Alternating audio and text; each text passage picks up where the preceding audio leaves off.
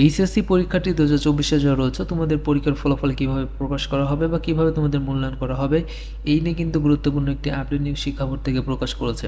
So আজকে কিন্তু তারা 21 তারিখ বৈঠকে বসেছিলেন এবং সেইখানে কিন্তু সিদ্ধান্ত হয়েছে যে কিভাবে তোমাদের মূল্যায়ন করা হবে।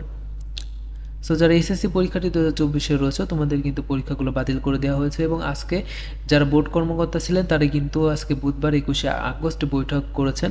সেইখানে পরীক্ষা নিয়ন্ত্রক ও সিস্টেম অ্যানালিস্টরা বিভিন্ন বিষয় তুলে ধরেন। তার মধ্যে সবচেয়ে গ্রহণযোগ্য আলোচনা ছিল অনুষ্ঠিত পরীক্ষাগুলোর নম্বর এবং যেগুলো হয়নি সেইগুলো সাবজেক্ট ম্যাপিং করে ফল প্রস্তুত করা। সবাই অংশ নেওয়া কর্মকর্তারা জানান কিভাবে সাবজেক্ট ম্যাপিং হবে সেই বিষয়ে বিভিন্নজন বিভিন্ন মতামত দিয়েছেন। কেউ এসএসসির ফলাফল দেখে ম্যাপিং করতে বলেছেন, আবার কেউ জিএসসি ও পিএসসির পরীক্ষার ফল পর্যায়ে আলোচনার বিষয়টি তুলে ধরেছেন। বিষয়টি নিয়ে আরও বৈঠক করে একটি চূড়ান্ত প্রস্তাব প্রস্তুত করে তা শিক্ষা মন্ত্রণালয়ে জমা দেওয়ার সিদ্ধান্ত হয়েছে বৈঠকে।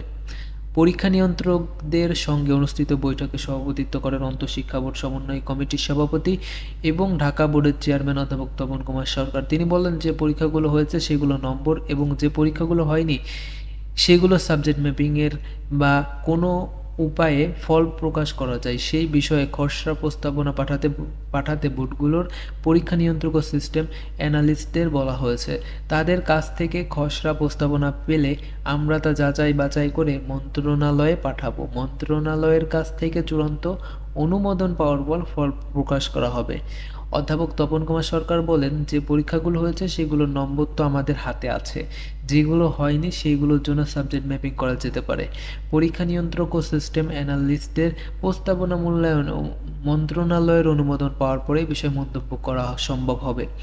ব্যবহারিক পরীক্ষার নম্বর কিভাবে যুক্ত হবে এমন প্রশ্নের জবাবে তিনি বলেন যে বিষয়ের পরীক্ষাগুলো হয়েছে কিন্তু ব্যবহারিক পরীক্ষা হয়নি ওই বিষয়গুলোর ব্যবহারিকের নম্বর সাবজেক্ট ম্যাপিংয়ের মাধ্যমে হতে পারে। আসলে পরীক্ষা নিয়ন্ত্রক ও সিস্টেম অ্যানালিস্টদের প্রস্তাবনা বা তাতে অনুমোদন পাওয়ার আগে বিষয়টি চূড়ান্ত করে কিছুই বলা যাচ্ছে না। সবাই অংশ নেওয়া একাধিক পরীক্ষা নিয়ন্ত্রক জানান 2020 সালের এইচএসসি পরীক্ষার ফল সাবজেক্ট ম্যাপিংয়ের মাধ্যমে দেওয়া হয়েছিল। 2021 সালেও 3টি বিষয়ের পরীক্ষা নিয়ে অন্য বিষয়গুলোর ফল সাবজেক্ট ম্যাপিং করে দেওয়া হয়েছিল।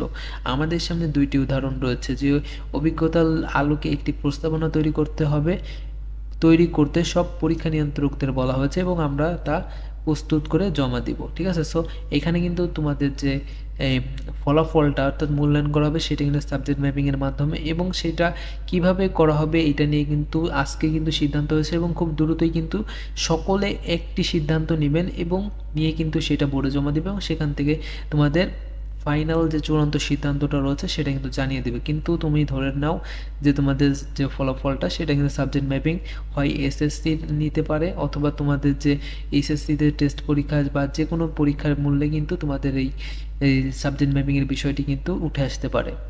সো তোমাদের প্র্যাকটিক্যালের যে বিষয়টি সেটাও কিন্তু সাবজেক্ট ম্যাপিংয়ের মাধ্যমে দেওয়া হবে। সো এইটা ছিল এই পর্যন্ত সর্বশেষ আপডেট নিউজ। আশা করি সকল কিছু বুঝতে পারছো।